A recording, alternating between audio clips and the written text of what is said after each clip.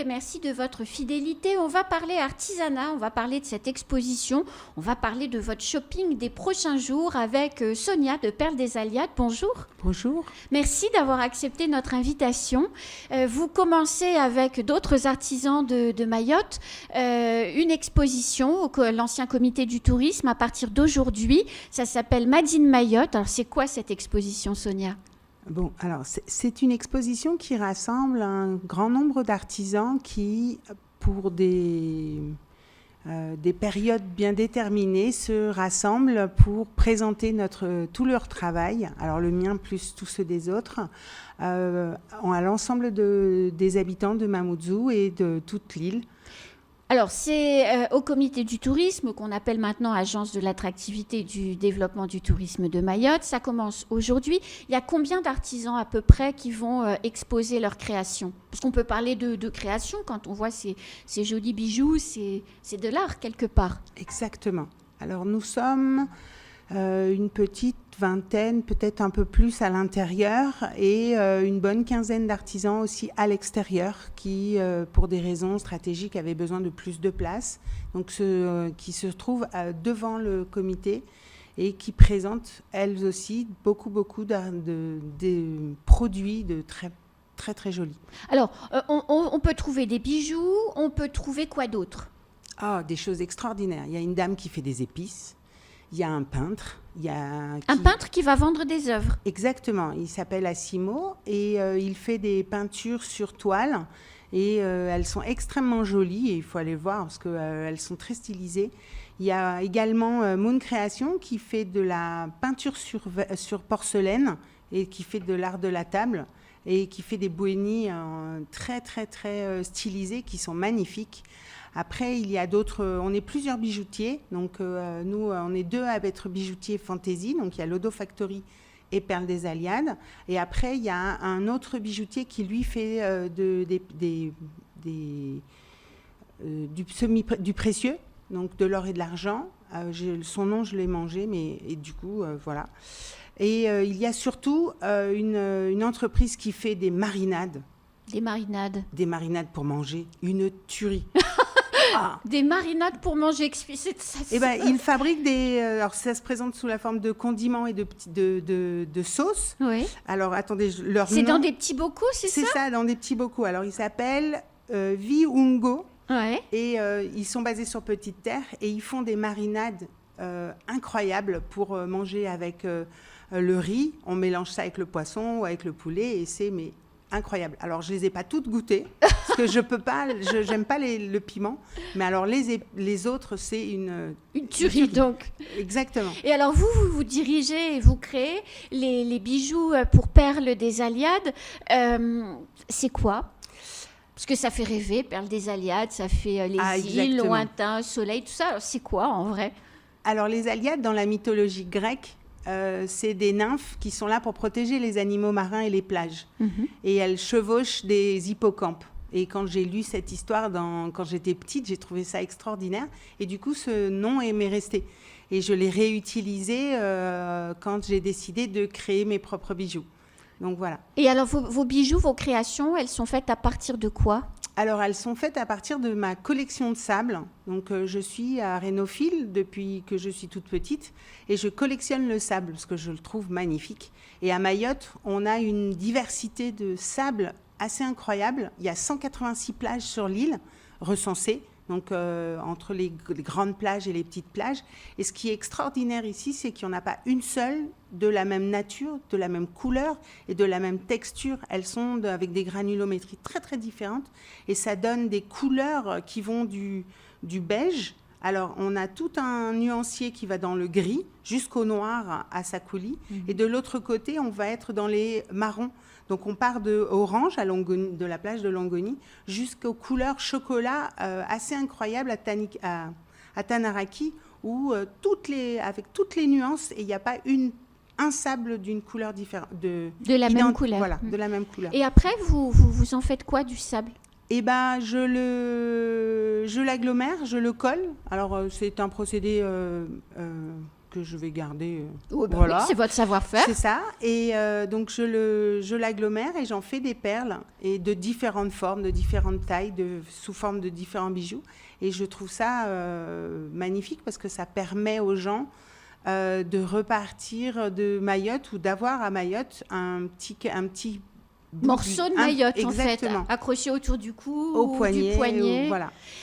En règle générale, donc, vous faites Made in Mayotte, c'est une association qui regroupe effectivement un certain nombre d'artisans. Vous faites ces expositions à Noël en général, et on peut comprendre puisque c'est la période des cadeaux. Là, on est au mois de juillet, on ne fait pas trop de cadeaux en juillet. Si, on part en vacances et on ramène des cadeaux à la famille. Donc, c'est un petit moment important de ramener un petit bout de Mayotte en métropole à tous ceux qui sont partis ou tous ceux qui sont loin. Et puis après, il y a tous ceux qui partent définitivement, qui aussi ont besoin de garder une trace de leur passage ici. Et donc, on profite d'avoir des rendez-vous réguliers sur le calendrier, donc à Noël. Là, cette année, c'était à la fête des mères et maintenant en juillet.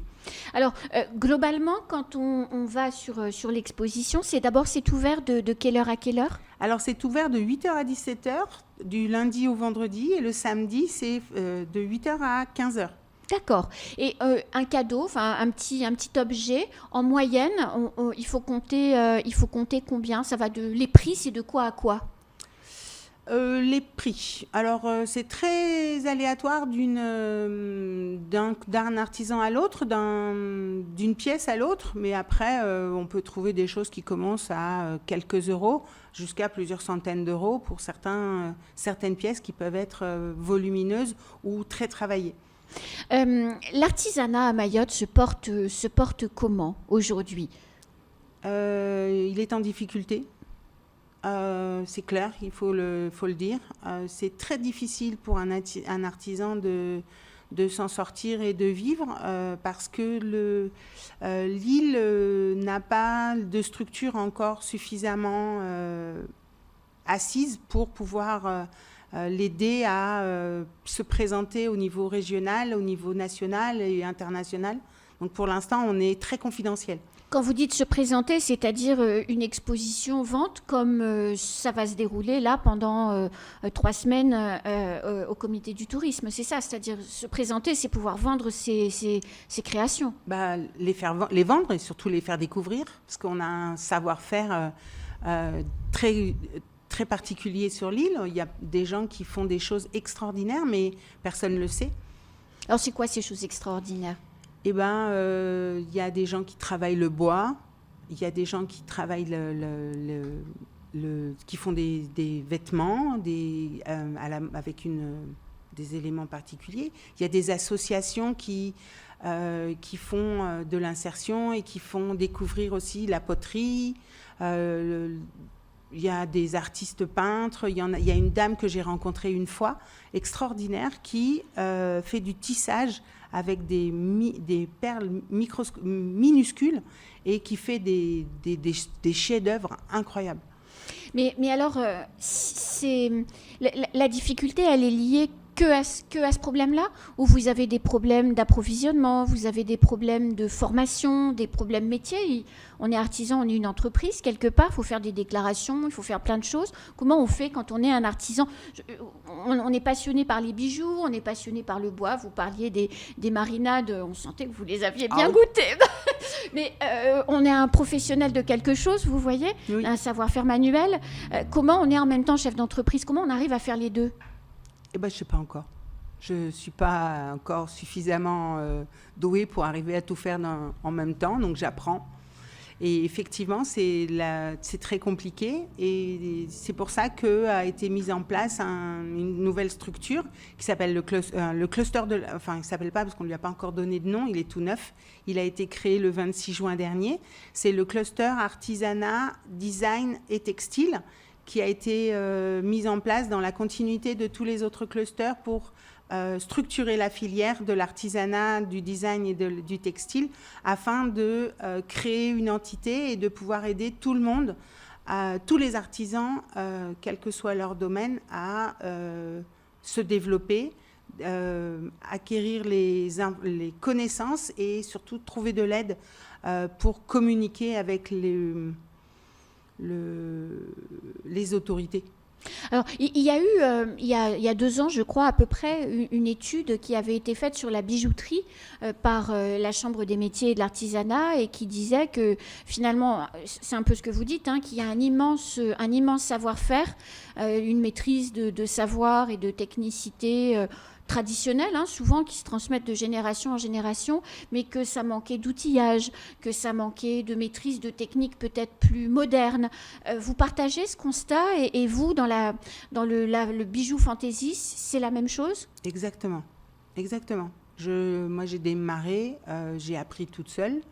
Et il y a des choses que je ne sais pas faire, il y a des choses que je veux apprendre. Et pour l'instant, je n'ai pas encore trouvé de personnes et de lieux adéquats pour m'aider à avancer. Donc c'est pour ça que le cluster existe. Et puis ce qu'il faut savoir aussi, c'est que Mayotte commence à prendre conscience qu'on existe, ce qui n'était pas forcément le cas jusqu'à présent. Et du coup, il est important que de structurer la filière avant de faire quoi que ce soit. Pour ça le cluster. C'est pour ça que le cluster existe. Mais là, on peut vous trouver donc au comité du tourisme à partir d'aujourd'hui jusqu'au 22 juillet. Mais imaginons le 5 août, le 12 août, on a envie ou besoin de faire un cadeau pour une raison ou pour une autre et on a envie d'acheter un bijou fabriqué localement. Comment on fait quand on est un client potentiel ? Comment on fait pour trouver les artisans mahorais ? Alors, il y a plusieurs possibilités. Soit vous les contactez directement et vous allez chez eux. Il faut les connaître. C'est ça. Et donc, nous nous sommes réunis déjà en association. Donc, on a effectivement l'association de Made in Mayotte qui fait des événements. Mais on a aussi d'autres associations, et notamment l'association des ambitieux, dont je fais partie. Et pour les ambitieux, on se réunit tous les premiers dimanches du mois à la MJC de Combani. Et d'ailleurs, on a fait ce dimanche, qui était le premier dimanche, on a fait un festival en association entre les ambitieux et la RTT. La régie de Tingoni. C'était Matsingo, je crois. Voilà, c'est ça. Et du coup, comme ça, donc on est tous les premiers samedis du mois, pour beaucoup, à Coconi. Tous les premiers dimanches du mois, on est à Combani.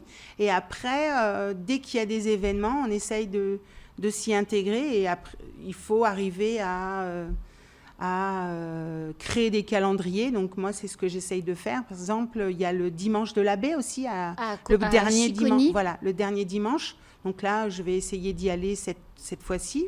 Et puis voir si je peux pérenniser. Et comme ça, on essaye de sortir tous les week-ends.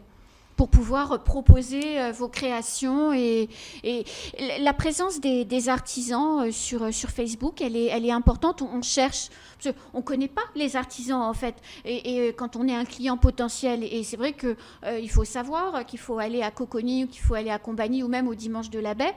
Comment on fait pour les trouver, ces artisans ? Comment on fait pour...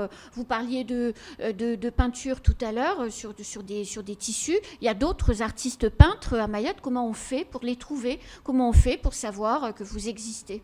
Parce que vous avez un très beau site internet en plus. Merci beaucoup. Alors, je ne sais pas. Sur Facebook, effectivement. Alors, on n'est pas tous, moi la première, on n'est pas tous très doués pour les réseaux. Oui. Et du coup, ça va être une des actions du cluster, je suppose, que de vous faire monter en compétence sur les... Parce que, par exemple, le cluster la French Tech, donc le côté numérique, ils font des formations, justement, pour les professionnels, pour, justement, se professionnaliser sur les réseaux sociaux, sur le numérique. Donc, ça va être aussi... une des missions de ce cluster ? Exactement.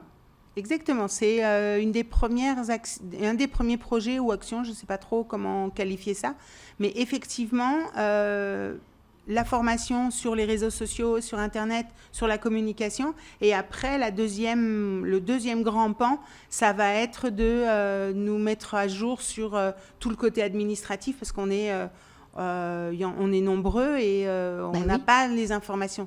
Et elles sont difficiles à obtenir à Mayotte.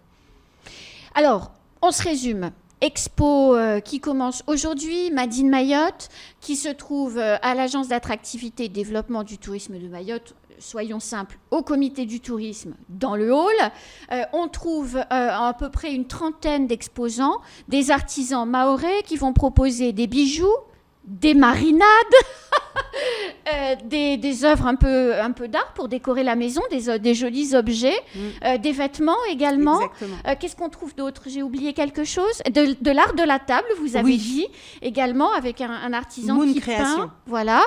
De la poterie, des cadeaux qui commencent à quelques euros, jusqu'à quelques centaines d'euros pour des pièces plus précieuses. C'est de quelle heure à quelle heure? Alors, c'est de 8h à 17h du lundi au vendredi et le samedi de 9h à 15h. Et ça commence ce matin, à partir de 8h. C'est ça, dans une demi-heure. Donc là, vous allez courir pour... Exactement. Merci beaucoup, en tout cas, Sonia. L'adresse Internet de votre site? Alors, perle-aliade.com. Voilà. Et il est très beau, le site. J'ai regardé les bijoux, comment ça s'appelle, les dégradés que vous décriviez en début de temps de parole, les dégradés de couleurs. On les voit vraiment et c'est vraiment très joli. Merci. Allez, c'est la fin de ce temps de parole. N'oubliez pas d'aller à cette exposition faire vos emplettes et acheter des petits cadeaux aux gens que vous aimez. Et nous, on tourne une page de pub et on se retrouve tout de suite après. C'est la fin de ce temps de parole.